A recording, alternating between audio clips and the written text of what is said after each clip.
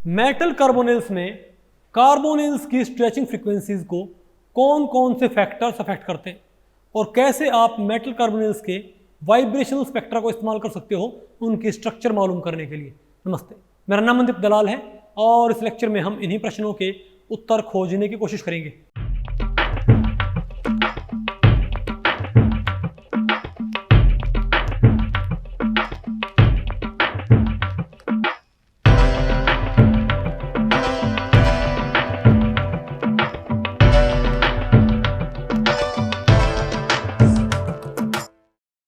तो भाई आज हमें क्या पढ़ना है बताओ?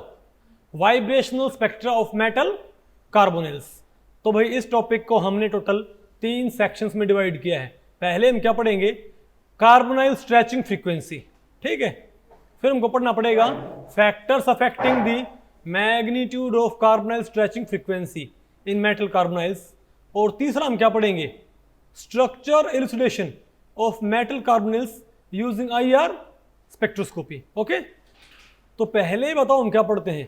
Carbonyl stretching frequency.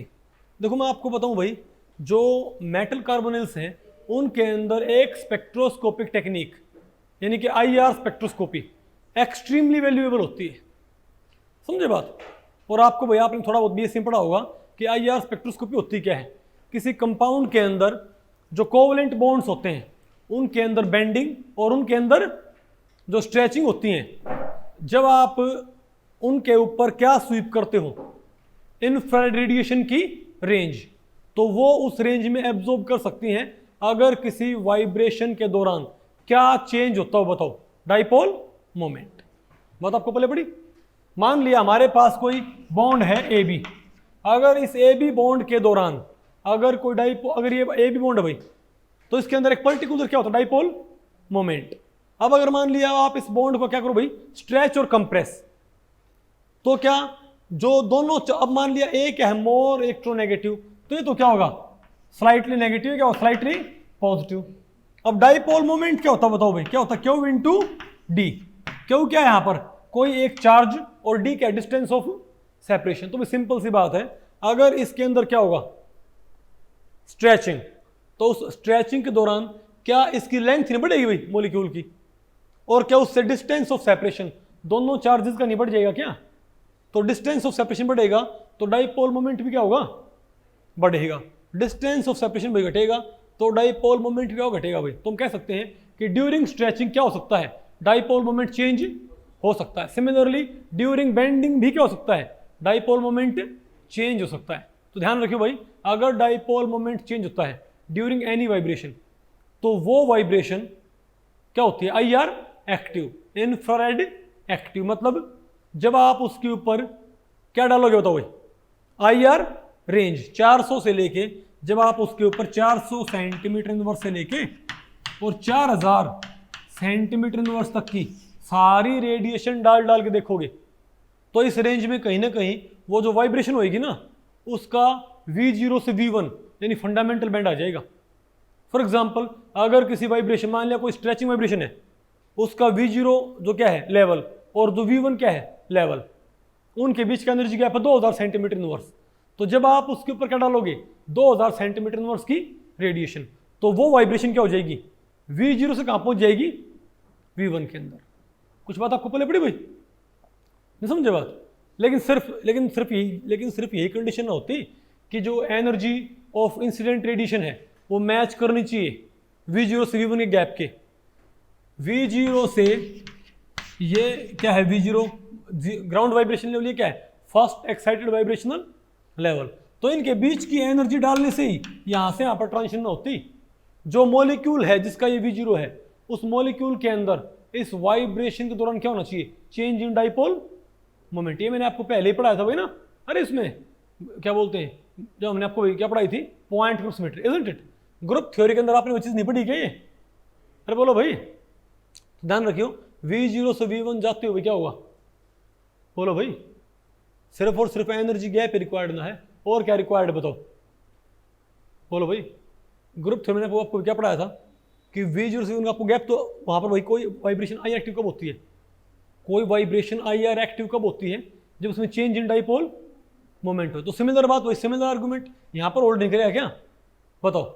अब हमारे पास जो क्या होते हैं मेटल कार्बोनाइल्स, क्या वहाँ पर बहुत सारे क्या होते हैं CO bonds, carbon oxygen triple bonds, तो क्या उनके अंदर स्ट्रेचिंग नहीं हुई क्या, और क्या वो स्ट्रेचिंग, अगर उन स्ट्रेचिंग्स के दौरान क्या होता हो चेंज, डाइपोल मोमेंट, तो जब हम उसके ऊपर क्या डालेंगे IR रीजन की रेंज, तो क्या वो बॉन्ड्स एब्जॉर्ब नहीं कर जाएंगे भाई, बोलो भाई, और IR में क्या देंगे बैंड्स। हाँ, अगर किसी CO स्ट्रेचिंग के दौरान, अगर मान लिया कोई कार्बोनाइल स्ट्रेचिंग है, ठीक है बात, उसके दौरान डाइपोल मोमेंट ही नहीं बदलता, तो उसके V0 से V1 गैप डालने पर वो एब्जॉर्ब नहीं करेगी, इजंट इट भाई। ग्रुप थ्योरी में आपको पढ़ाया था ये कि what is the condition for IR activity, there should be a change in dipole moment, isn't it. अरे बोलो भाई, लेकिन अगर कोई CO, अगर कोई कार्बोनाइल स्ट्रेचिंग, उसके दौरान क्या बदलता हो डाइपोल मोमेंट, तो अगर मान ले भाई उस का V0 से V1 गैप कितना है 2000 सेंटीमीटर इनवर्स, तो जब आप उसके ऊपर 2000 सेंटीमीटर इनवर्स की रेडिएशन डालोगे तो वो उसको एब्जॉर्ब करके, और वो कार्बोनाइल स्ट्रेचिंग कहाँ से कहाँ पहुँच जाएगी V0 से V1 के अंदर। बात आपको पहले पड़ गई भाई, उसका फंडामेंटल बैंड आ जाएगा, ठीक है बात। तो भाई ये जो IR स्पेक्ट्रोस्कोपी होती है ये एक्सट्रीमली इंपॉर्टेंट होती है मेटल कार्बोनाइल्स के अंदर, ओके ठीक है। और यहाँ पर हम आपको बताएं भाई, हम यहाँ पर बेंडिंग्स की बात नहीं करेंगे, हमने यहाँ पर पर्टिकुलरली कौन सी वाइब्रेशंस की बात करनी है, बताओ। स्ट्रेचिंग वाइब्रेशंस, कौन सी भाई, स्ट्रेचिंग वाइब्रेशन। तो आपने देखना है, अच्छा कोई मजबूत बॉन्ड होगा, आपको ही मालूम होना चाहिए कि मजबूत बॉन्ड कहाँ एब्जॉर्ब करता है और वीक बॉन्ड कहाँ एब्जॉर्ब करता है। तो ये सिंपल सी बात है, थोड़ा आपने भी सिंपल भी रखा होगा। आप ये बताओ कार्बोनाइल स्ट्रेचिंग की एक किसी भी बॉन्ड की इक्विलिब्रियम वाइब्रेशनल फ्रीक्वेंसी क्या होती है, क्योंकि V0 से V1 गैप, किसी भी बॉन्ड का V0 से V1 का जो गैप होता है ना, वो उसकी इक्विलिब्रियम वाइब्रेशन फ्रीक्वेंसी के बराबर ही होता तकरीबन, ठीक है। तो आप ये बताएं भाई, किसी भी बॉन्ड की, किसी भी मॉलिक्यूल में बॉन्ड की इक्विलिब्रियम वाइब्रेशनल फ्रीक्वेंसी क्या होती है, 1/2 pi C, 1/2 pi C root K by mu, ठीक है बात भाई। अरे बोलो भाई, ये बताओ किसमें है, ये हमारे पास भाई बताओ सेंटीमीटर इनवर्स के अंदर, ये हमारे पास किसमें भाई सेंटीमीटर इनवर्स के अंदर 1/2 पाई C, जहाँ पर 2 तो 2 है, पाई पाई है, और C वेलोसिटी ऑफ लाइट है, K क्या है फोर्स कांस्टेंट, और भाई म्यू क्या है रिड्यूस्ड मास, ठीक है। तो मैं आपको बताऊं कोई भी, तो याद रखिए V0 से V1 का जो गैप होता है ना, V0 से V1 का जो गैप होता है, ठीक है, वो गैप तकरीबन इसी के बराबर होता है न्यू बार के। यानी अगर हमको क्या मालूम है, किसी भी बॉन्ड की आपको क्या मालूम है इक्विलिब्रियम वाइब्रेशनल फ्रीक्वेंसी, तो आप ये आइडिया लगा सकते हो कि IR रीजन डालने पर वो कहाँ एब्जॉर्ब करेगा, मतलब IR रीजन की रेंज में वो किस फ्रीक्वेंसी को एब्जॉर्ब करेगा, इजंट इट। तो बताओ भाई, तो अगर किसी का फोर्स कांस्टेंट बढ़ जाए तो क्या होता है, अगर K बढ़ जाए, अब 2 पाई C तो क्या है कांस्टेंट, तो अगर फोर्स कांस्टेंट बढ़ जाए, K बढ़ जाए, तो क्या होगी इक्विलिब्रियम वाइब्रेशन फ्रीक्वेंसी बढ़ जाएगी, और V0 से V1 गैप भी क्या हो जाएगा, बढ़ जाएगा। अगर फंडामेंटल बैंड की एनर्जी बढ़ गई तो ज्यादा पे एनर्जी, ज्यादा पे नहीं आएगा हमारे पास बैंड। तो मजबूत बॉन्ड के लिए क्या आएगा, ये मजबूत बॉन्ड के लिए K क्या होता है ज्यादा, K ज्यादा न्यू बार ज्यादा, न्यू बार ज्यादा ये गैप ज्यादा, ये गैप ज्यादा भाई ज्यादा पे एब्जॉर्ब करेगा वो कार्बोनाइल स्ट्रेचिंग, इजंट इट। अगर किसी का बॉन्ड वीक है, क्यों, अगर ये बॉन्ड क्या हो जाए भाई, अगर बॉन्ड वीक होगा तो फोर्स कांस्टेंट का मैग्नीट्यूड भी क्या आएगा, कम आएगा, और अगर फोर्स कांस्टेंट का मैग्नीट्यूड कम आएगा तो न्यू बार भी कम आएगा, इक्विलिब्रियम वाइब्रेशन फ्रीक्वेंसी कम आएगी भाई, तो फंडामेंटल बैंड का गैप भी क्या होगा, कम होगा, वो कम एनर्जी पे एब्जॉर्ब करेगा।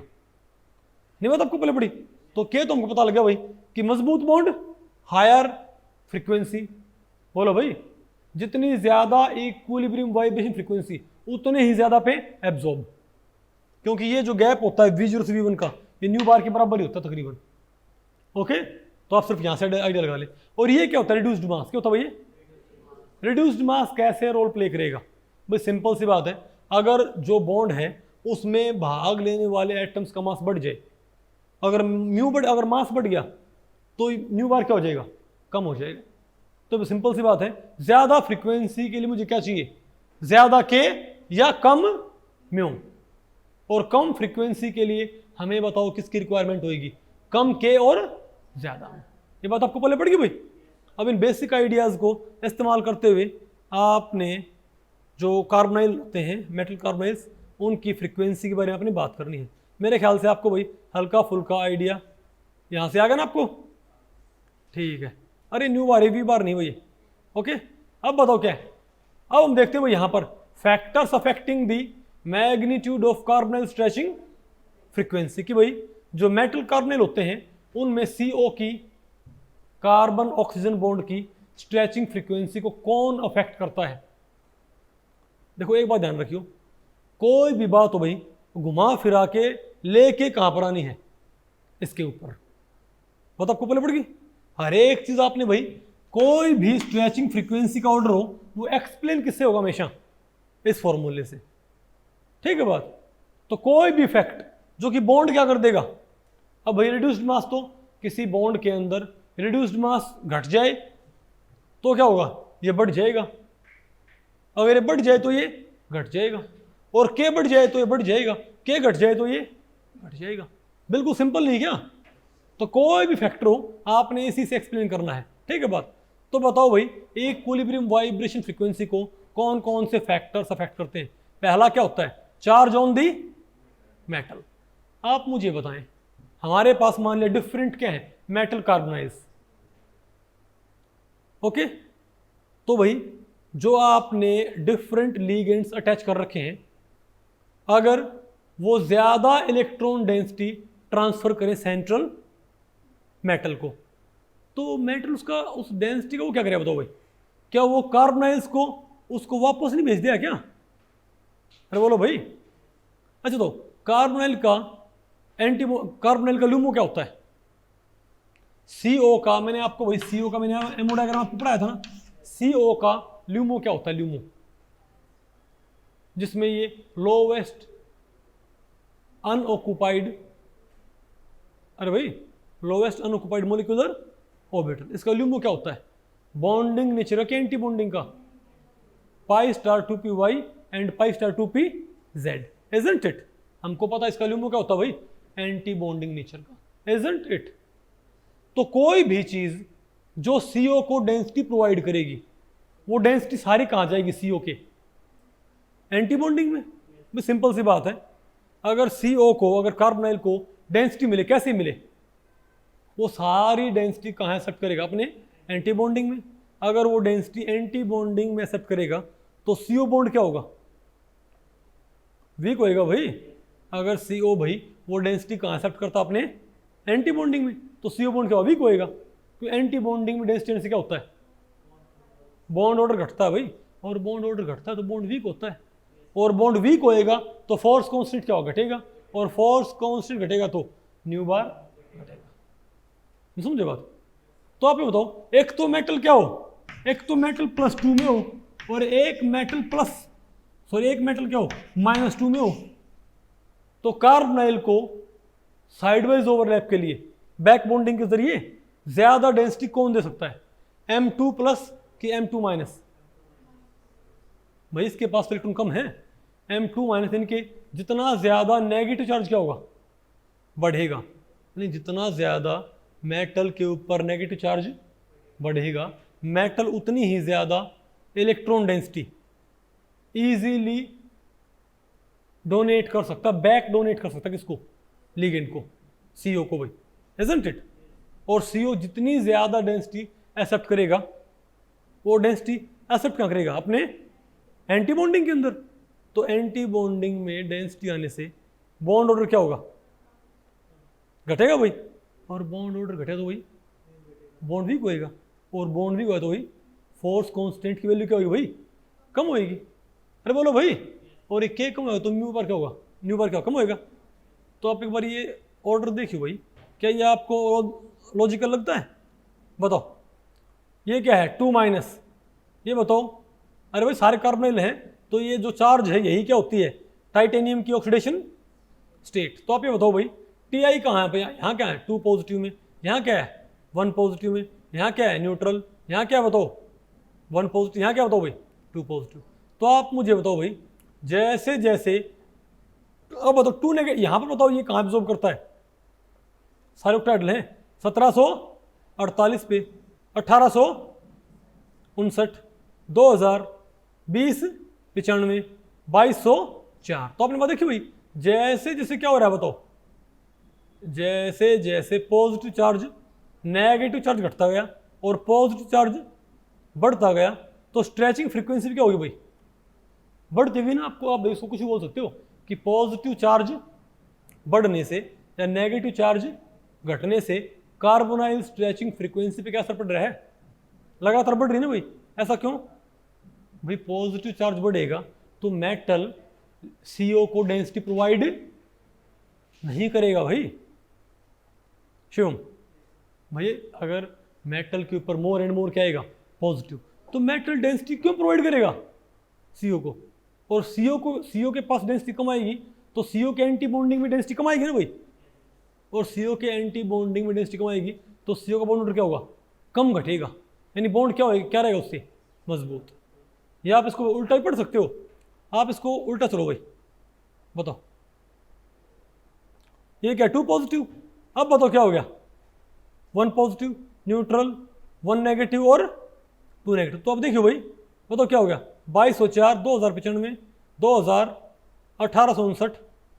तो नेगेटिव चार्ज बढ़ने पर लगातार कार्बोनाइल स्ट्रेचिंग फ्रीक्वेंसी लगातार क्या हो रही, कम हो रही है ना। क्यों भाई, नेगेटिव चार्ज बढ़ रहा है सेंट्रल एटम के ऊपर, तो क्या करे लगातार डेंसिटी कहाँ भेज रहा है।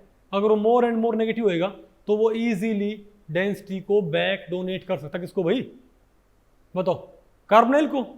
और कार्बोनाइल के पास भाई जितनी ज्यादा डेंसिटी आएगी क्या उतना ही ज्यादा कार्बोनाइल का बॉन्ड भाई वीक नहीं होता जाएगा क्या, बोलो भाई उसका बॉन्ड ऑर्डर क्या होगा, कम होगा।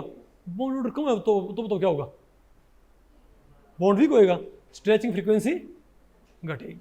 आ गया ना आपको ये, इसको आप आराम से पढ़ लोगे ना, ठीक है।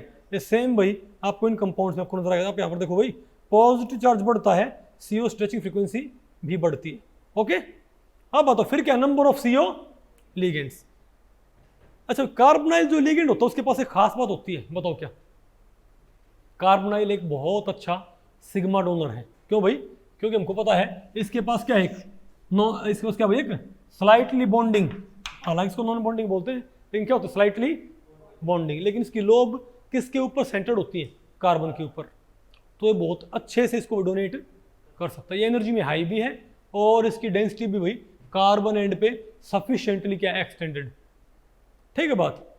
लेकिन एक दिक्कत है, बताओ भाई इसका जो पाई स्टार ये क्या होता है एम्प्टी, तो ये जितना अच्छा इसको डोनेट करता है उतना अच्छा क्या करता है ये बैक डोनेट, मतलब जितना अच्छा ये मेटल के एम्प्टी प्रोवाइड करेगा उतना ही अच्छा ये अपने एंटी बॉन्डिंग पाई स्टार में एक्सेप्ट भी कर सकता है भाई। तो जितने ज्यादा क्या होंगे CO लिगेंड्स वो अच्छे सिग्मा डोनर होते हैं, जितने ज्यादा क्या होंगे कार्बोनाइल्स वो बेटर क्या होते हैं सिग्मा डोनर। तो डेंसिटी कहाँ भेज देंगे मेटल को, तो मेटल के ऊपर क्या नेगेटिव इलेक्ट्रॉन डेंसिटी एक तरह से एक्यूमुलेट नहीं हो जाएगी, वो क्या करे उस डेंसिटी का वापस भेज दे भाई, इजंट इट। यानी कि डेंसिटी भाई कार्बोनाइल से किसके पास आएगी, मेटल के पास। मेटल उसको बैक बॉन्डिंग में बहुत अच्छे से भाई कहाँ भेज दे बताओ भाई, मतलब एक तरह उसकी भाई उसकी टेंडेंसी बढ़ जाएगी अपने DXY DYZ DZX को और ज्यादा बेटर तरीके से बैक डोनेट करने की। नहीं मतलब आपको पहले पड़ी, उससे भी क्या होना चाहिए, फिर क्या होना चाहिए। तो अगर नंबर ऑफ कार्बोनाइल्स बढ़े तो आप मुझे बताओ, अगर नंबर ऑफ कार्बोनाइल्स बढ़ेंगे तो क्या मेटल के पास ज्यादा इलेक्ट्रॉन डेंसिटी नहीं है क्या, और मेटल उतनी ही ज्यादा इलेक्ट्रॉन डेंसिटी बैक डोनेट करेगा उन्हीं कार्बोनाइल्स को, और उन्हीं कार्बोनाइल्स का क्या बॉन्ड ऑर्डर भाई लगातार कम नहीं होता चला जाएगा, बोलो भाई। और बॉन्ड वीक होएगा तो कार्बोनाइल स्ट्रेचिंग फ्रीक्वेंसी पे क्या असर पड़ना चाहिए, घटनी चाहिए, घटती है, बोलो भाई। ये भाई बोलो भाई यूपीए में भी घटती थी और भाई NDA के राज में भी घटती, ध्यान रखियो। तो देखो भाई ये क्या है 2057, 2034 और भाई 2000, हो गया ना कम ये? ओके, अब बताओ क्या है nature of other ligands on the metal. अब आप ये मानो कि आपके पास जो मेटल कार्बोनाइल है वो प्योर नहीं है, मतलब वो एक तरह से भाई, अरे भाई मतलब सारे के सारे, मतलब प्योर का मतलब क्या है कि सारे के सारे कार्बोनाइल ही नहीं है, कुछ और लिगेंड्स भी वहां पर क्या है अवेलेबल। ओके, मान लिया हमारे पास एक मेटल कार्बोनाइल है MCO, ओके, लेकिन भाई इसके साथ कुछ और ग्रुप जुड़े हुए हैं LN। ये भाई हो सकता है क्या हो, पायरिडीन हो सकता है क्या हो ये अमोनिया हो, isn't it? हो सकता है क्या हो ये NMe3 हो, NF3 हो, PPH3 हो, बोलो भाई PF3 हो, ये L कोई भी लिगेंड हो सकता है भाई, ठीक है बात। तो nature of the other ligands ये भी अफेक्ट करती है कार्बोनाइल स्ट्रेचिंग फ्रीक्वेंसी को।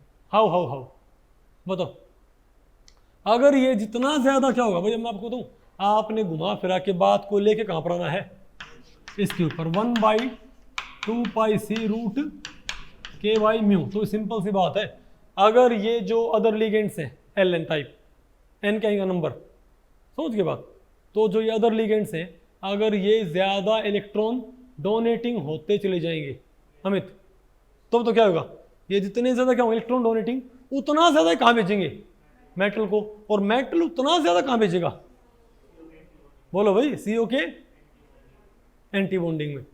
समझ के बात हुई नहीं, बात आपको पहले पड़ी, कई बार होता ना, मतलब किसी ब्याह शादी में आपका हो या मानो भाई आपका आपके परिवार का 3-4 जगह मुलाजा है, ठीक है, और भैया मानो उस दिन 3-4 शादियां हैं गांव में, ठीक है, आपका ये मानो भाई आपके परिवार का गांव में कई जगह मुलाजा है, ठीक है, उनमें से 3-4 शादियां हैं और हर जगह भैया आपका चूल्हा न्योता है ऐसे बोलते हैं ना, तो वहाँ से हर जगह सब्जी आ गई, तो क्या हो सारी सब्जी हम खा नहीं सकते, तो क्या करते उसका, हाँ बिल्कुल बात आपको पहले पड़ी भाई।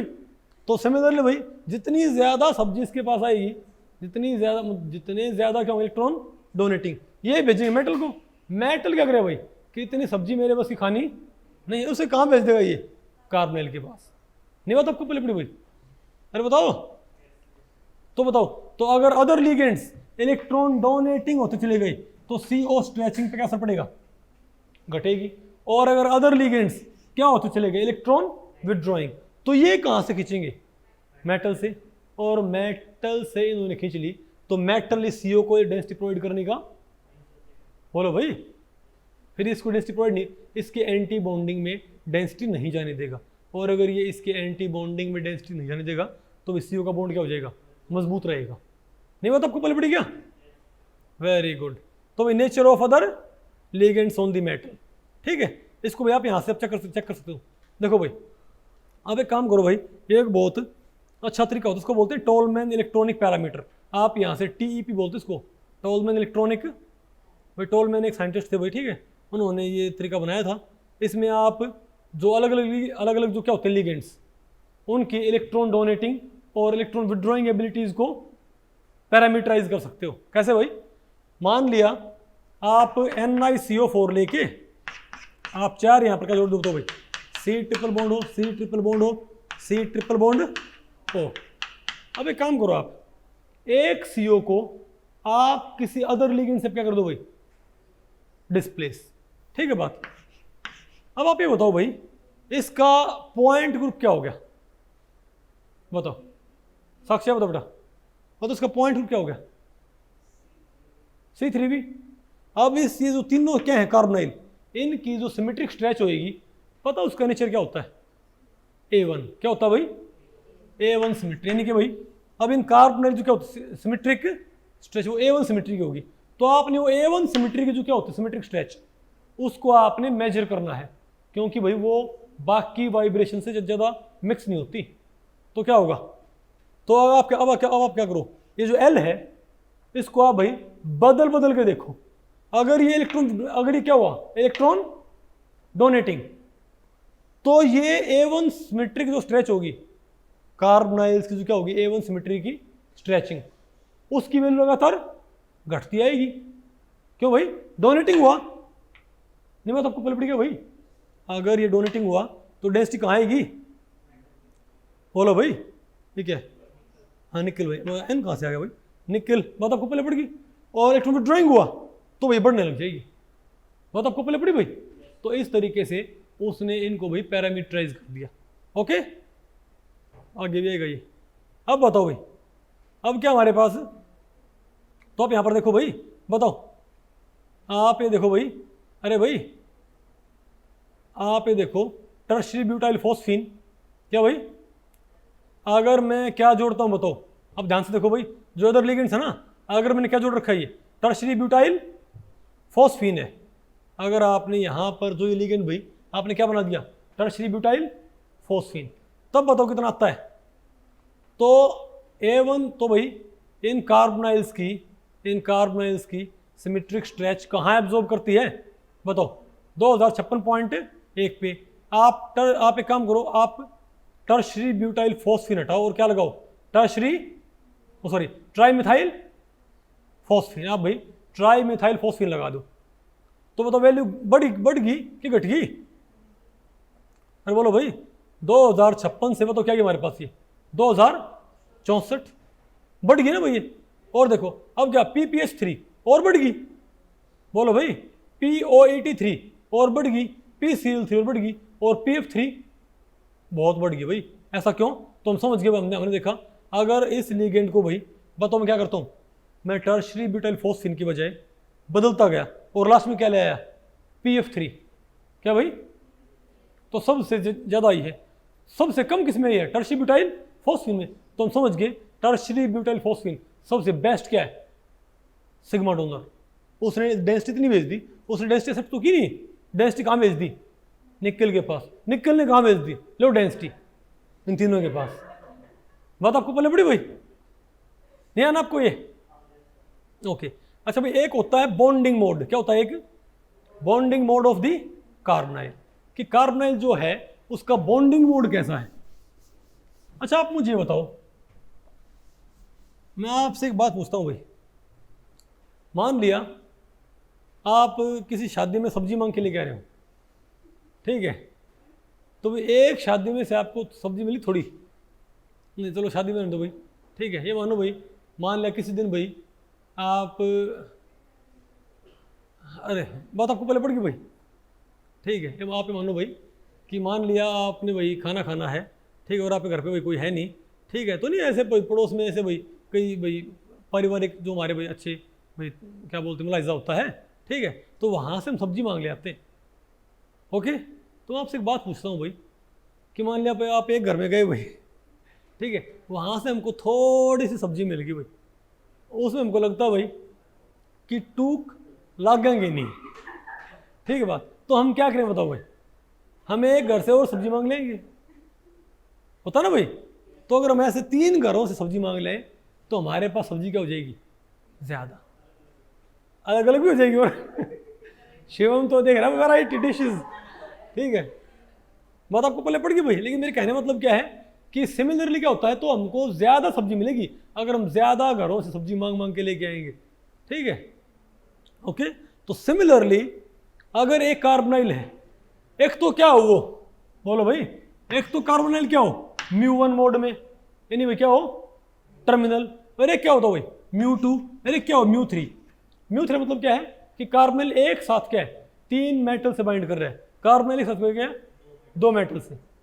तो जैसे जैसे कार्बोनाइल ज्यादा, और अरे भाई अगर ये ब्रिजिंग कर रहा है, एक तो क्या भाई ब्रिजिंग कर रहा है, सिंपली क्या कर रहा है, एक मेटल से बॉन्डेड है, एक ही 2 मेटल से बाइंड करे, एक ही 3 मेटल से बाइंड करे, तो जितनी ज्यादा मेटल से बाइंड करेगा क्या उतनी ज्यादा कार्बोनाइल को भाई सब्जी मांगने की एबिलिटी बढ़ नहीं जाएगी क्या इलेक्ट्रॉन डेंसिटी एक्सेप्ट करने की एबिलिटी इसकी भाई बढ़ नहीं जाएगी क्या, उससे पता फिर क्या हो जाएगा, बॉन्ड ऑर्डर घटेगा, और तो फिर क्या होगा उससे,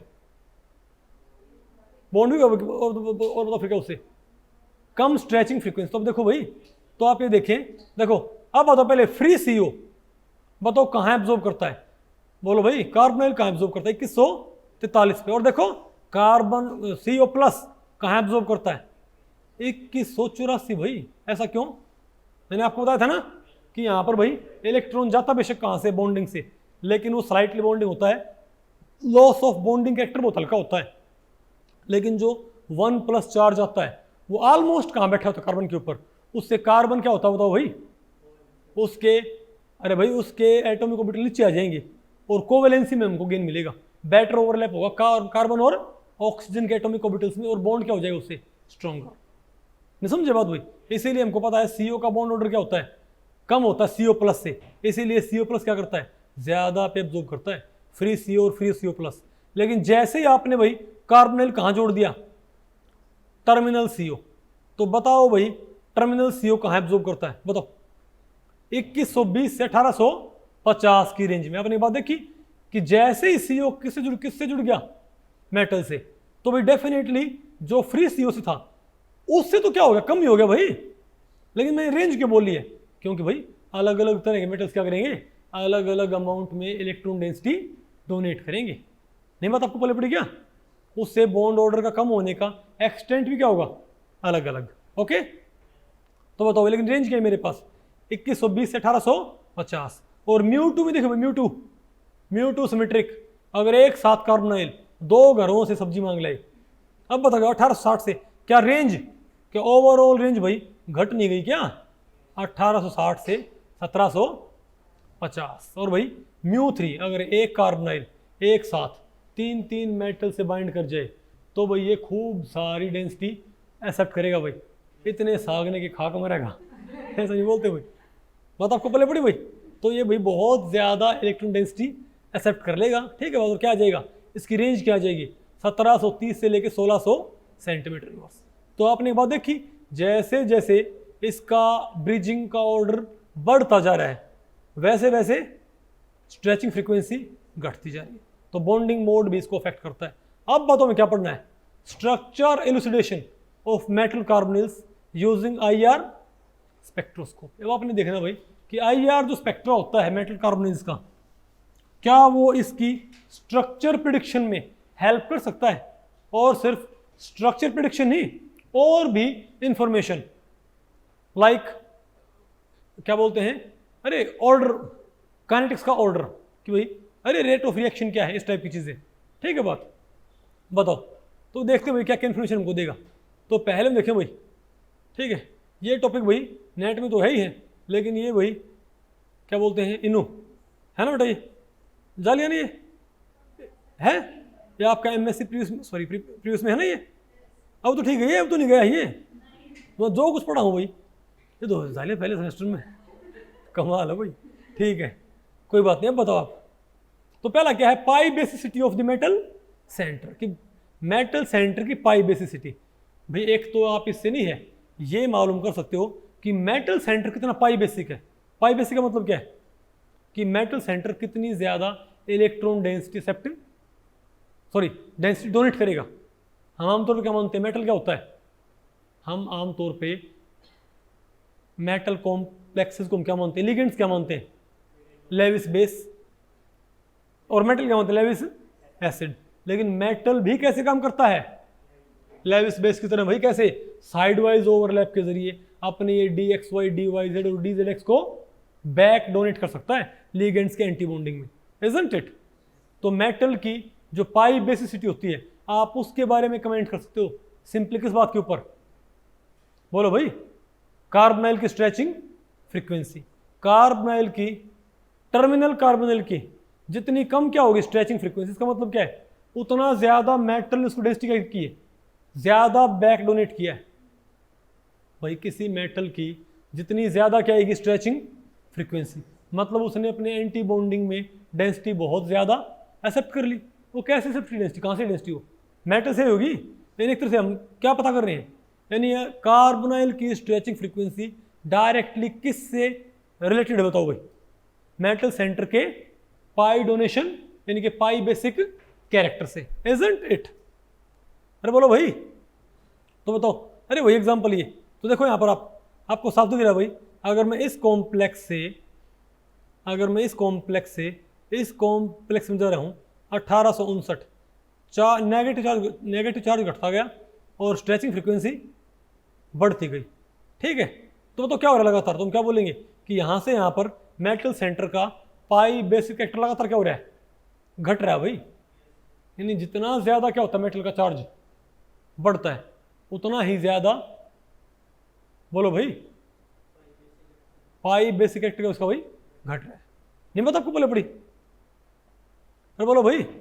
और भी इसको कई सारे फैक्टर भाई अफेक्ट कर देंगे जो बाकी लिगेंड्स हैं। और बताओ, और इससे हम क्या इंफॉर्मेशन हासिल कर सकते हैं? और भाई इससे एक होता है टोलमैन इलेक्ट्रॉनिक पैरामीटर। क्या? ये मैंने आपको बताया था भाई कि आपने करना क्या है, आपने NiCO4 जो होता है, एक काम करो, उसमें एक CO को हटा दो। किससे भाई? किसी दूसरे लिगेंड से भाई, L से। अब बताओ क्या होगा? अब अगर जो L होगा ये, बताओ अगर इस L की इलेक्ट्रॉन डोनेटिंग एबिलिटी बढ़ती जाएगी तो CO स्ट्रेचिंग फ्रीक्वेंसी, यानी आप एक तरह से भाई CO स्ट्रेचिंग फ्रीक्वेंसी से आप जो ये ग्रुप होता है, आप डिफरेंट जो ग्रुप्स होते हैं अदर देन कार्बोनिल्स, उनकी इलेक्ट्रॉन डोनेटिंग और इलेक्ट्रॉन एक्सेप्टिंग एबिलिटी के ऊपर कमेंट कर सकते हो। नहीं समझे बात भाई? ये अरे बोलो भाई। और इसको भाई मैंने आपको बताया था कि क्या करते हो तो भाई, अरे भाई यहाँ पर इसका पॉइंट ग्रुप क्या है? TD। अब इसका पॉइंट ग्रुप क्या हो जाएगा? C3V। तो इन 3 कार्बोनाइल्स की जो क्या होगी सिमेट्रिक स्ट्रेच, वो क्या होगी A1 सिमेट्री की, उसको लगातार नोट करते रहो। का इस L को लगातार क्या करो? बदलते रहो भाई।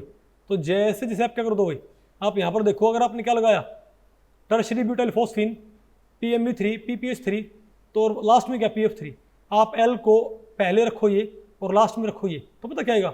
PF3 रखने पर बताओ क्या आएगा? सबसे ज्यादा फ्रीक्वेंसी, सबसे ज्यादा स्ट्रेचिंग फ्रीक्वेंसी। तो हम समझ गए कि PF3 क्या है? सबसे कम सिग्मा डोनेशन एबिलिटी रखता है। नहीं बात आपको पहले पड़ी क्या? तो आप डिफरेंट लिगेंड्स की जो इलेक्ट्रॉन डोनेटिंग और इलेक्ट्रॉन एक्सेप्टिंग एबिलिटी होती है, उसको भाई एक पैरामीटर होता है Tolman parameter, Tolman electronic parameter, उसकी टर्म में आप इसको पैरामीटराइज कर सकते हो, उसको मेजर कर सकते हो। और ये भाई काफ़ी एक स्ट्रक्चरली इंपॉर्टेंट इंफॉर्मेशन होती है। नहीं है क्या? और क्या होता है? Structural prototype of the metal carbonyls. क्या भाई? किसी मेटल कार्बोनिल का स्ट्रक्चरल प्रोटोटाइप। आप ये बताओ, मान लिया हमारे पास कोई MCO5 है, MCO5, ठीक है बात। अब मुझे नहीं पता ये MCO5 भाई कैसी ज्योमेट्री रख सकता है। एक तो क्या ट्राइगोनल, भाई ये ज्योमेट्री रख सकता है ट्राइगोनल बाइपिरामिडल, इजंट इट? एक तो भाई ट्राइगोनल बाइपिरामिडल, और एक कौन सी ज्योमेट्री रख सकता है बताओ? ये स्क्वायर पिरामिडल, इजंट इट? तो आप ये बताओ भाई, सानू कैसे पता लगे कि भाई इनमें से कौन सी ज्योमेट्री इसकी? बताओ भाई, हमें कैसे मालूम पड़े भाई? मैं आपको ये बोल दूं भाई कि MCO5 है, कोई मेटल कार्बोनाइल है भाई, 5 कोऑर्डिनेशन कार्बोनाइल का, ठीक है। तो आपसे पूछूं भाई इसके IR स्पेक्ट्रा से ये मालूम करो कि इसकी ज्योमेट्री ये है कि ये है, तो भाई स्ट्रक्चरल प्रोटोटाइप पता करने में ये हेल्प करता है। हाउ बताओ कैसे? चल जा बताओ। आपने बेटा पढ़ लिया वहां पर? ये नहीं पढ़ा, आया नहीं वहां पर क्या? ओके, तो बताओ भाई, कोई बात नहीं। अच्छा, हमें कैसे मालूम पड़े? एक काम करो भाई, आप एक काम करो, आप ये बताओ थ्योरेटिकली यहां पर कितने, पहले तो यहां पर कितने कार्बोनाइल? 5, और यहां भी कितने कार्बोनाइल हैं? 5। तो अगर मुझे पता करना हो, मुझे इन 500 कार्बोनाइल की मोलिक्यूलर सिमेट्री, मुझे इनकी IR एक्टिविटी पता करनी हो, मुझे इस ज्योमेट्री में 500 कार्बोनाइल्स की थ्योरेटिकल IR एक्टिविटी मालूम करनी है। मैं क्या करूंगा? मैं क्या मानूंगा भाई कि MCO5 या तो क्या बनेगा ट्राइगोनल बाइपिरामिडल, या क्या बनेगा स्क्वायर पिरामिडल। मैं इन दोनों में ही थ्योरेटिकली IR एक्टिव बैंड निकाल लूंगा, मैं इन दोनों में ही थ्योरेटिकली IR एक्टिव बैंड, हम इसमें बैंड भी निकाल लेंगे, ठीक है। फिर हम देखेंगे कि एक्सपेरिमेंटल जो बैंड आते हैं वो किससे मैच करते हैं। नहीं बात आपको पहले पड़ी? फॉर एग्जाम्पल अगर आपने इसमें क्या करना हो, थ्योरेटिकली IR एक्टिव बैंड निकालने हैं, व्हाट शुड वी डू? हमारे पास क्या तरीका होता है? Group theory. क्या भाई? इसके ऊपर ग्रुप थ्योरी आप कैसे लगाओगे? आपने पता करना है इन 5 कार्बोनाइल में से कितने IR एक्टिव होंगे, इन 5 कार्बोनाइल्स की कितनी IR स्ट्रेचिंग क्या होंगी? एक्टिव, कितनी क्या होंगी? इनएक्टिव। कैसे मालूम किया जाए? इन 500 को आप क्या मान लो बेसिस ऑफ आपने इन 5 बॉन्ड्स की आपने क्या मालूम करनी है, 1 bond, 2 bond, 3 bond, 4 bond, 5 bond. आपने इन 5 बॉन्ड से क्या मालूम करनी है, आईआर एक्टिविटी। इन 5 बॉन्ड से क्या मान लो, बेसिस ऑफ रिप्रेजेंटेशन। अब समझे कि क्यों बिना ग्रुप थ्योरी के इनऑर्गेनिक क्या होती है, इम्पॉसिबल। आप कितना ही ट्राई करो सीख नहीं सकते भाई। फिजिकल तो क्या भाई अवॉइड हो ही नहीं सकती। हाँ फिर आप भाई फिजिकल के अलावा भाई और कोई का स्ट्रीम भी अवॉइड कर भी सकते हो तैयारी के लिए, लेकिन आप फिजिकल अवॉइड नहीं कर सकते। ठीक है, तो क्या है हमारे पास, तो मैंने ये पता करना है कि इन 5 कार्बोनिल में से भाई कितनी स्ट्रेचिंग क्या है, एक्टिव कितनी क्या है इनएक्टिव। तो मैं क्या करूं, मैं इन 5 कार्बोनिल्स को, इन 5 बॉन्ड्स को आप क्या मान लो, बेसिस ऑफ रिप्रेजेंटेशन। और क्या करो, रिड्यूसिबल, इन 5 को बेसिस ऑफ रिप्रेजेंटेशन मान के क्या तैयार कर लो, reducible representation using D3H point group, क्योंकि इसका पॉइंट ग्रुप क्या होगा, D3H। बताओ मेरे पास क्या बताओ फिर भाई, तो ये बताओ क्या है मेरे पास, D3H में रिड्यूसिबल 5 बॉन्ड थे ना, E के अंडर क्या है character 5, 2C3, 3C2, sigma H, 2S3, 3 sigma D। आगे ना भाई, बताओ फिर भाई, तो मेरे पास जो इरिड्यूसिबल रिप्रेजेंटेशन आएगी, सॉरी मेरे पास इन 5 के ऊपर बेस्ड क्या आएगी, इरिड्यूसिबल रिप्रेजेंटेशन। फिर मैंने क्या तोड़ दिया उसके irreducible components using character, sorry using reduction formula. Okay, तो वैसे तो बहुत मुश्किल हो जाएगा, पहले क्या मानना पड़ेगा, ब्लॉक फैक्टराइजेशन। अरे 5x5 की बहुत सारी मैट्रिक्स बता आपको भाई, लेकिन भाई लगा के रिडक्शन फॉर्मूला आप क्या निकाल लो, कंपोनेंट क्या है 2A1 A2 dash E dash, क्या है यहाँ पर क्या है 2A1 plus A2 dash E dash, ये है ना भाई। तो इस क्या है हमारे पास ये, तो 2A1 डैश नहीं 2A1 डैश, तो भाई मेरे पास है ये किसके कंपोनेंट आ गए बताओ भाई। ओके सॉरी भाई, तो बताओ तुम क्या बोलेंगे, इसमें तो क्या होंगे इसमें क्या होंगे 5 IR, इसमें 5 क्या होंगी CO स्ट्रेचिंग, उनमें से 2 तो क्या होंगी A1 डैश सिमेट्री की, एक क्या होगी A2 डबल डैश सिमेट्री की, और क्या होगी 2 क्या होंगी E डैश सिमेट्री की होगी ना, 2 और 1 3 और 2 5। ठीक है बात। अब बताओ इनमें से IR एक्टिव कितनी होंगी, कितने भाई IR एक्टिव। अब आप भाई IR एक्टिव हम कैसे मालूम करते हैं, हमको मालूम करना पड़ेगा कि क्या इनसे वेक्टर की सिमेट्री मैच करती है, XYZ वेक्टर की सिमेट्री मैच करती है कि नहीं करती है। अब मैं आपको बताता हूं भाई कि किन वेक्टर्स की क्या सिमेट्री होती है। यहां लिखा था भाई A2 डैश क्या होता है, ध्यान से देखो A2 double dash transforms as Z component, मतलब इसकी सिमेट्री क्या होती है A2 डबल क्या भाई A2 डबल डैश किससे होता है, Z से।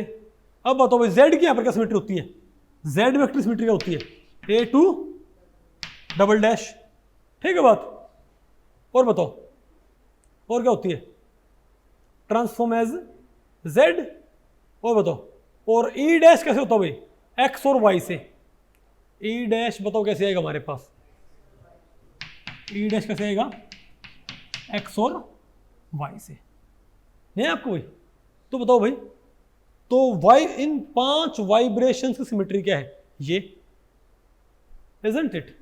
लेकिन इसकी बताओ सिमेट्री हमारे पास क्या, बताओ भाई बोलो भाई, इनकी हमारे पास बताओ सिमेट्री क्या ही है A2 डबल डैश से इसकी नहीं आएगा आपको। और भाई Z वेक्टर सिमेट्री होती है और E डैश की हो, तुम क्या देखेंगे किसकी मैच कर रही है, Z वेक्टर की सिमेट्री A2 डबल डैश, और इस एक वाइब्रेशन की सिमेट्री भी क्या है, यानी ये वाइब्रेशन किससे मैच करेगी Z से, क्या IR active. E dash symmetry बोलो भाई, यानी ये दोनों भी क्या होंगे IR एक्टिव। क्यों भाई, क्योंकि 2 वाइब्रेशन क्या है E डैश की, और XY भी क्या है E डैश के। अगर μx अगर डाइपोल मोमेंट के X और Y कंपोनेंट क्या है E डैश सिमेट्री के, और 2 वाइब्रेशन क्या है E डैश सिमेट्री की, तो मैच करें भैया, तो दोनों क्या है IR एक्टिव। लेकिन दोनों क्या है डिजेनरेट, तो कितने में, और इनके सामने 2 वाइब्रेशन क्या है 2A1 डैश सिमेट्री की, इनके सामने कुछ पड़ा ही नहीं भाई, तो ये तो कहेंगे मेरे पास इनएक्टिव। तुम क्या बोलेंगे, 5 में 2 तो क्या है, फ्लैट इनएक्टिव। 5 में से 2 तो क्या भाई, आउटराइट क्या है, इनएक्टिव। 3 क्या है, एक्टिव। 1 तो क्या है जेड में, और 2 क्या है, एक्स और वाई में। लेकिन भाई 2 ये क्या है, डिजेनरेट। 2 क्या है ये, तो आपको बैंड कितने मिलेंगे आईआर में, तो ये स्ट्रक्चर कितने बैंड में थ्योरेटिकली, तो आईआर में भाई, क्योंकि ये दोनों क्या है, डिजेनरेट, ये 1 बैंड देंगे भाई। ये बात आपको पहले पड़ी, ये वाइब्रेशन 1 बैंड और ये वाइब्रेशन भाई 1 बैंड। 1 बैंड क्यों, ये क्या है, डिजेनरेट। हालांकि एक्टिव कितनी है, 3 वाइब्रेशन, लेकिन 2 ई डैश की क्या है, डिजेनरेट। तो बैंड कितने हैं भाई, 2 आए। Very good. अब भाई आप देखो, जो हमारे पास क्या, स्क्वायर पिरामिडल। बताओ पहले, स्क्वायर पिरामिडल का हमारे पास क्या होता है, पॉइंट ग्रुप C4V। बोलो भाई। अब अगर मैं इसकी बात करूं, अब देखो भाई, अगर हमको क्या आती है, अगर आपको point group symmetry, group theory आपको आती है, तो इसको टैकल करना कितना ईजी हमारे लिए भाई, इजंट इट। अब बताओ यहाँ पर क्या है, 1 2 3 4 5, इन पांचों क्या मानते हो, बेसिस ऑफ रिप्रेजेंटेशन। क्या बनाओ, reducible representation using C4V point group. बताओ क्या है मेरे पास, C4V बताओ क्या क्या है, 5 2 1 3 3, ये क्या है मेरे पास, ये कंपोनेंट्स। अच्छा भाई, इरिड्यूसिबल कंपोनेंट्स क्या आएंगे, इस रिड्यूसिबल रिप्रेजेंटेशन के इरिड्यूसिबल कंपोनेंट क्या आएंगे, 2A1 B1 और E। लिखो क्या है, इसे क्या है, 2A1 plus B1 plus E, ये आएगा ना भाई। अब देखो भाई इनके सामने, अब देखो थ्योरेटिकली इनमें से कौन कौन सी आईआर एक्टिव होंगी, कैसे मालूम पड़े भाई। एक काम करो, A1 किससे होता है यहाँ पर, Z से, तो ये तो गई Z से, ये गई Z से, एक्टिव। क्या ये एक्टिव। B1 वाली के सामने कोई वेक्टर पड़ता है, चेक करो, B1 वाली के सामने कोई वेक्टर पड़ता है क्या, बताओ भाई। अरे ये कहाँ गया, ना ना ना,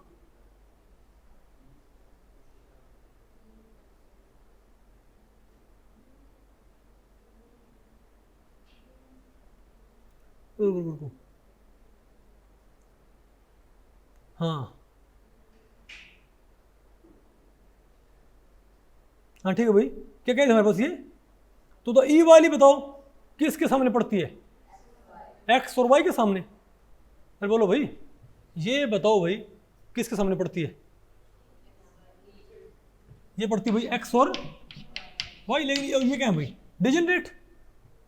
अब B1 के सामने कुछ भी, अरे भाई B1 के सामने कुछ भी नहीं पड़ता ना, क्या पड़ता भाई, बताओ। लेकिन भाई यहाँ पर तो बैंड कितने आएंगे, 2, तो ये दो कह देंगे 1 बैंड, ये क्या भाई डिजेनरेट। लेकिन 2 वाइब्रेशन क्या है, A1 सिमेट्री की, दोनों कह देंगे अलग अलग बैंड। नहीं बात आपको पहले पड़ी, तो 2 तो क्या है मेरे पास, अरे डिजेनरेट नहीं है। तो यहाँ पर क्या थी, 3 एक्टिव, बैंड कितने आएंगे 2, एक इसका और एक इसका। यहाँ पर क्या है, 4 एक्टिव, 2 1 और 2 1, लेकिन 2 1 क्या है डिजेनरेट, ये 2 क्या है नॉन डिजेनरेट।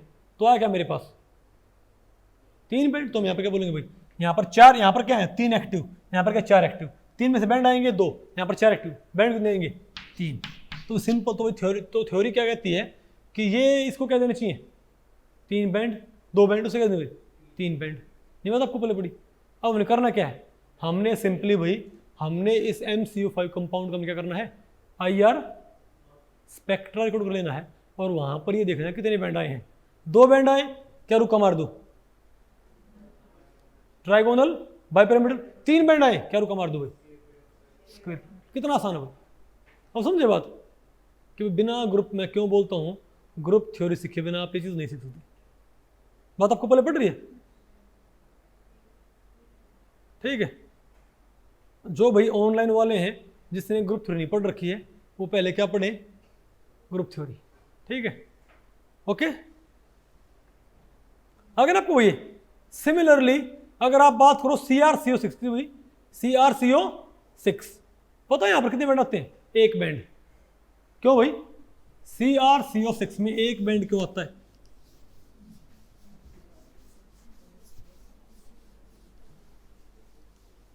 अरे सिंपल सी बात है, आप बताओ CrCO6 में एक बैंड क्यों आता है? CrCO6 में एक बैंड क्यों है? क्योंकि भाई अरे यहाँ पर क्या Cr ही है, क्रोमियम है। अब बताओ क्या हमारे पास C triple bond O, C triple bond O, C triple bond O। अब बताओ क्या आएगा भाई?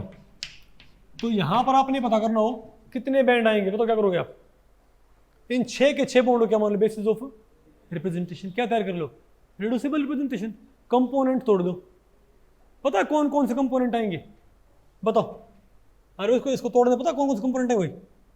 तो यहां पर क्या है, 6 क्या है? कार्बोनाइल स्ट्रेचिंग, तो 6 क्या आएंगे?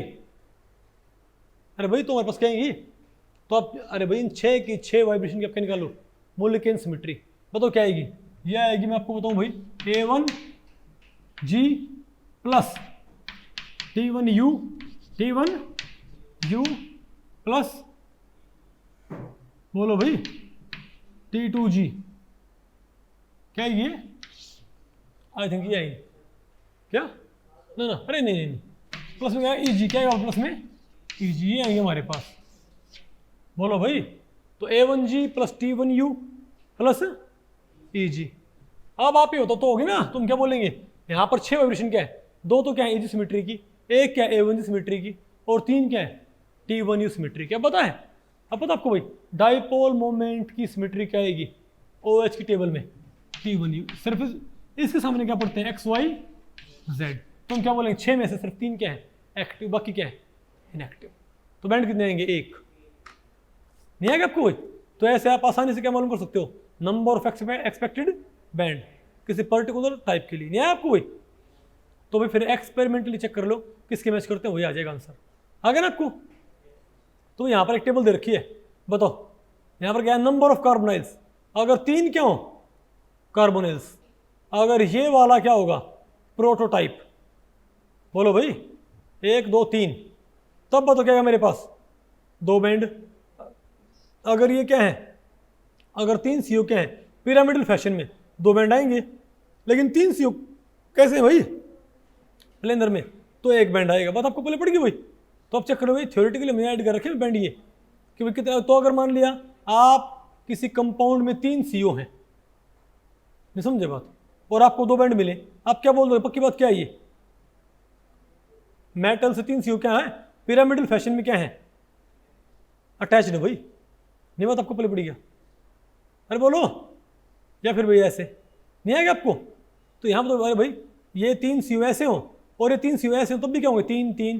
फिर भाई इनकी और तरीके होते हैं इनको, अरे इनको भाई डिस्टिंग्विश करने के। आ नहीं आपको? अरे बोलो भाई, अगर 4 हो तो अगर इस टाइप का हो तो 1, और ऐसे हो तो क्या है हमारे पास भाई? 4। तो यहाँ भाई ये दे रखी, ये बताओ फिर क्या है? 4 CO के अलग अलग क्या है? स्ट्रक्चरल प्रोटोटाइप और उनमें आने वाले बैंड्स। फिर हमारे क्या है? 5 में क्या आएंगे? 2 3, और वो ऐसा हो तो क्या आएगा? 1, और 6 हो तो क्या आएगा हमारे पास? 1 ही आएगा अगर ऑक्टाहेड्रल में। तो नहीं है आपको? अरे बोलो भाई, यानी एक इससे इंफॉर्मेशन क्या निकाल सकते हैं? Structural prototype. क्या भाई? Structural prototype. ओके, और बताओ भाई अब क्या है? Differentiation of terminal and bridging carbonyl groups. और एक आप इससे क्या डिफरेंशिएट कर सकते हो भाई? ब्रिजिंग और टर्मिनल के बीच में कैसे? भाई आप कैसे मालूम करोगे कि कोई कार्बोनाइल ब्रिजिंग में है कि? बताओ भाई, टर्मिनल पे है। इसके नेट में क्वेश्चन भी आते हैं। कैसे? बताओ क्या करना होगा आपको? भाई बहुत सिंपल, आपको पता है कि टर्मिनल CO क्या होता है? आपको पता है एक मेटल से बाइंड कर रहा होता है। μ2 वाला 2 मेटल से, μ3 वाला 3 मेटल से।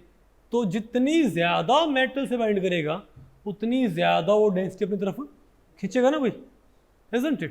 जितनी ज्यादा वो डेंसिटी खींचेगा अपने एंटी बॉन्डिंग में, उतना ही उसका बॉन्ड ऑर्डर कम होएगा। जितना उसका बॉन्ड ऑर्डर कम होएगा उतना ही बॉन्ड वीक होएगा। जितना बॉन्ड वीक होएगा उतना ही फोर्स कांस्टेंट कम होएगा। जितना फोर्स कांस्टेंट कम होएगा उतना ही इक्विलिब्रियम वाइब्रेशन फ्रीक्वेंसी घटेगी। जितनी इक्विलिब्रियम वाइब्रेशन फ्रीक्वेंसी घटेगी उतना ही V0 से V1 गैप घटेगा। जितना V0 से V1 गैप घटेगा उतना ही कम पे वैल्यू आएगी। नहीं बता उतना कम पे एब्जॉर्ब करेगा, नहीं बता आपको पहले पड़ी भाई। सिंपल बात यह है, जितना क्या होगा, जितनी ज़्यादा होगी बैक बॉन्डिंग उतना ही लोअर पे एब्जॉर्ब करता है। नहीं समझे बात हुई? तो बताओ, तो टर्मिनल वाले को, μ2 वाले को, μ3 वाले को सबसे कम पे किसको एब्जॉर्ब करना चाहिए? μ3 वाले को। ठीक है बात। तो यहाँ पर वही रेंज दे रखी है आगे टेबल में। अरे बताओ भाई, यहाँ पर रेंज है कि अगर इस रेंज में आपको मिल जाए, बताओ भाई, अगर ये रेंज में मिले तो पक्की बात क्या है? टर्मिनल। इस रेंज में तो पक्की बात क्या है? μ2। इसमें तो क्या पक्की बात हुई? नहीं आएगा आपको? यहाँ पर कुछ एग्जांपल दे रखे, नहीं है आपको पक्का? ओके। और भाई थोड़ी बहुत रेंज भाई क्या बोलते हैं ऊपर नीचे हो सकती है, हल्की फुल्की। तो यहाँ पर मैं आपको दूँ, आप देखो यहाँ पर μ2 में क्या 1840 और 1800, अरे बोलो भाई 62। ठीक है बात। अरे बोलो भाई, और दो ये क्या है, ये μ1 वाले एब्जॉर्ब कर रहे हैं। अब बताओ क्या, अब क्या हमारे पास कैलकुलेशन ऑफ बॉन्ड ऑर्डर। और आप यहां से बताओ भाई क्या मालूम कर सकते हो? बॉन्ड ऑर्डर भी आप यहां से मालूम कर सकते हो। ऐसे कैसे भाई? आपको पता है कि जो बैक बॉन्डिंग है वो सीधे किसको अफेक्ट करती है? जितनी ज़्यादा क्या होगी बैक डोनेशन, उतनी ज़्यादा इलेक्ट्रॉन डेंसिटी कहाँ पर आएगी? एंटी बॉन्डिंग के अंदर। और जितनी ज़्यादा डेंसिटी आएगी एंटी बॉन्डिंग के अंदर CO के, जितनी ज़्यादा कार्बोनाइल के एंटी बॉन्डिंग में डेंसिटी आएगी उतना कार्बोनाइल का बॉन्ड वीक होएगा। जितना बॉन्ड वीक उतना बॉन्ड ऑर्डर क्या उसका कम होएगा। यानी यहाँ पर जो बॉन्ड ऑर्डर है कार्बोनाइल का वो किससे जुड़ा हुआ है? एक तरह से बैक बॉन्डिंग के मैग्नीट्यूड से, यानी CO स्ट्रेचिंग से। भाई नहीं बात आपको पहले पड़ी? तो आप CO स्ट्रेचिंग देख के क्या आप बॉन्ड ऑर्डर का आइडिया नहीं लगा सकते क्या भाई?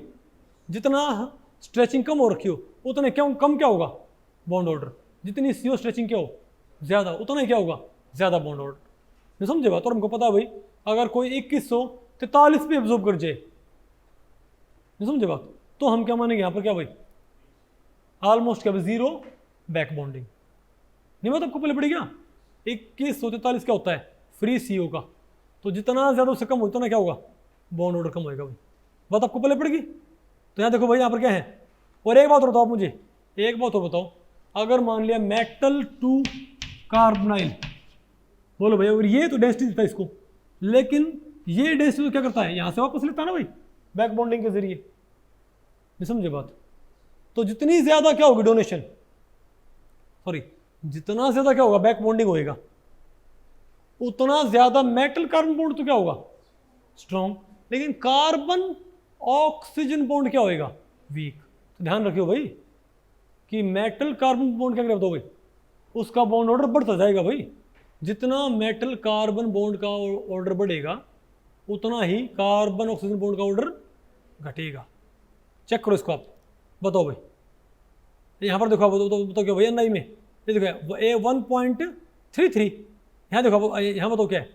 2.46 घट गया ना यहाँ पर। अरे बोलो, अरे भाई ये तो क्या है? मेटल कार्बन बॉन्ड क्या है? मेटल कार्बन बॉन्ड सिंगल नहीं रहा, क्या हो गया? 1.33। और कार्बन ऑक्सीजन बॉन्ड 3 नहीं रहा, क्या हो गया? 2.64। ऐसा क्यों भाई? ये तो एक होना चाहिए था। नहीं बेटा आपको सागरी का, ये क्या होना चाहिए था? ये मेटल कार्बन बॉन्ड है, नहीं पल्ले पड़ा। अद्भुत तकनीक लगा नहीं पड़ेगी भाई।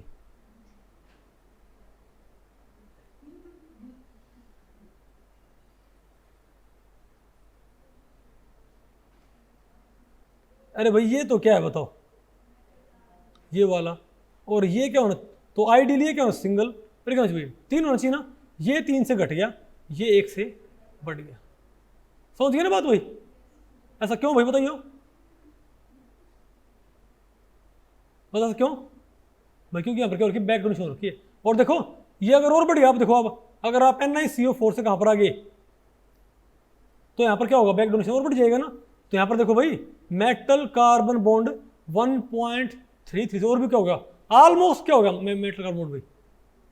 डबल। सो डबल क्या हुआ? ऑलमोस्ट क्या हो गया? अरे भाई क्या हो गया? डबल बॉन्ड हो चुका है। 1.89 हो गया, यहाँ से डबल नहीं, 1 से क्या डबल हो गया भाई। और देखो भाई क्या हो गया? 2.13 और भी क्या हो गया? कम हो गया। नहीं बात आपको पहले पड़ी क्या? ठीक है, तो भाई आप इससे बॉन्ड ऑर्डर पे कमेंट कर सकते हो। और बताओ स्टडी ऑफ रिएक्शन काइनेटिक्स। ठीक है बात, बस सिंपल सी बात है। जो IR स्पेक्ट्रा होता है वो अलग अलग जो क्या होते हैं हमारे पास प्रोडक्ट्स। अरे भाई हमारे पास जो अलग अलग क्या है अरे हमारे पास जो क्या है जो रिएक्टेंट्स होते हैं हमारे पास रिएक्टेंट्स हैं और क्या है बताओ प्रोडक्ट्स। ठीक है, तो उनका स्ट्रक्चरल प्रोटोटाइप क्या होगा, डिफरेंट होएगा ना। तो उनका IR स्पेक्ट्रम क्या होगा भाई, डिफरेंट होएगा। तो अगर मान लिया आप किसी रिएक्शन वेसल का IR ले रहे हो और वहाँ से एकदम से आपको भाई नए बैंड नजर आने शुरू हो गए, हम समझ जाएंगे भाई रिएक्शन स्टार्ट हो चुकी है। और जिस रेट से मान लो नए बैंड किसके भाई प्रोडक्ट के, अरे बोलो भाई, और नए बैंड्स के इंटेंसिटी बढ़ने की जो रेट हो वही क्या होगी, जो फाइनल प्रोडक्ट है उसके बनने की रेट। नहीं बात आपको पहले पड़ी क्या? तो आप रिएक्शन काइनेटिक्स इनके रेट ऑफ रिएक्शन भी से स्टडी कर सकते हो। नहीं है क्या आपको भाई? अरे जितना ज़्यादा क्या हो एब्जॉर्प्शन, एब्जॉर्बेंस आपको पता क्या होती है, एप्सिलॉन CL log 1/T। यहाँ पर क्या होती है ट्रांसमिटेंस। पढ़ा आपने कभी BSc में? आपको पढ़ा जाएगा बाकायदा स्पेक्ट्रोस्कोपी में।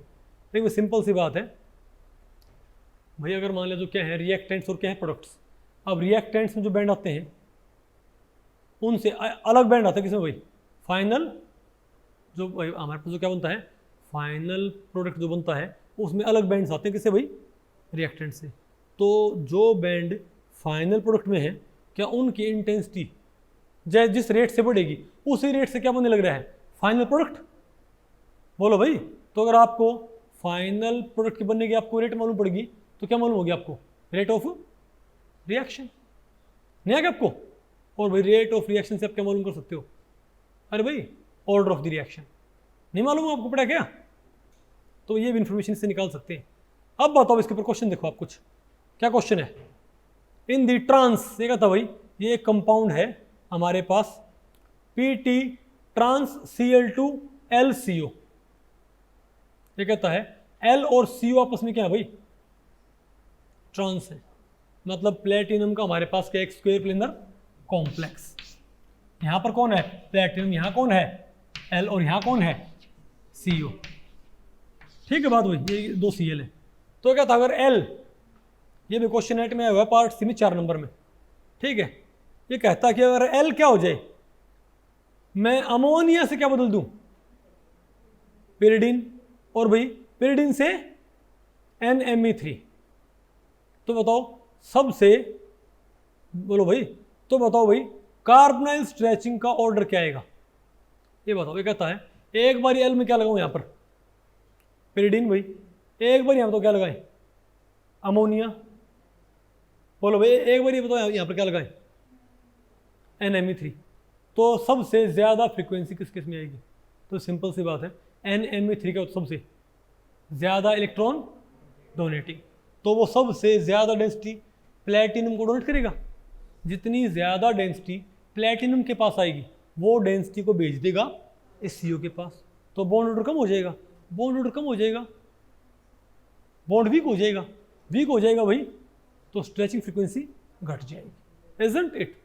तो बताओ क्या होगा, तो सबसे ज्यादा इलेक्ट्रॉन डोनेटिंग कौन होता है NMe3, सबसे कम कौन सा होगा पिरिडिन। भाई सबसे ज्यादा इलेक्ट्रॉन डोनेटिंग कौन होता है NMe3, और सबसे कम कौन सा हो भाई पिरिडिन। तो सबसे कम बॉन्ड ऑर्डर किसका आना चाहिए NMe3 केस में, और सबसे ज्यादा पिरिडिन केस में। नहीं बात आपको पहले पड़ी?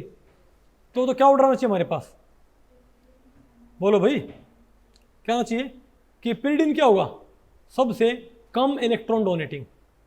तो ये सबसे कम डेंसिटी भेजेगा प्लेटिनम के पास, और प्लेटिनम फिर से सबसे कम कहाँ भेजेगा CO के पास।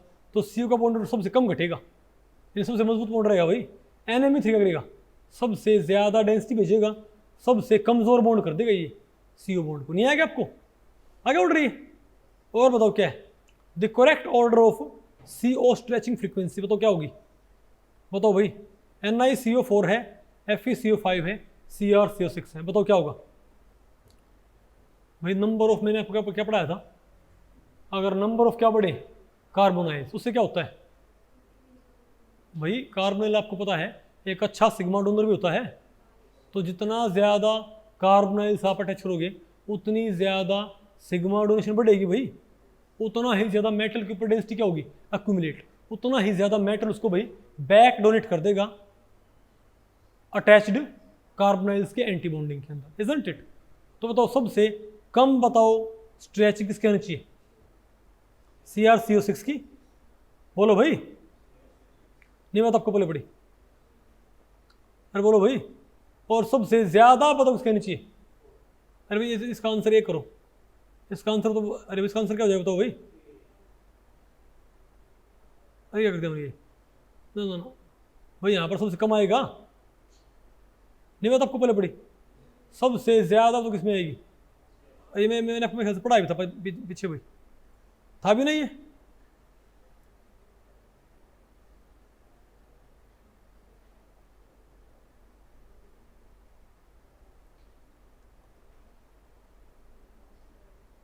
बताओ भाई, देखो सबसे ज़्यादा तो किसमें है, NiCO4, और सबसे कम किसमें है, CrCO6 के अंदर। ये तो हमारे पास था ही,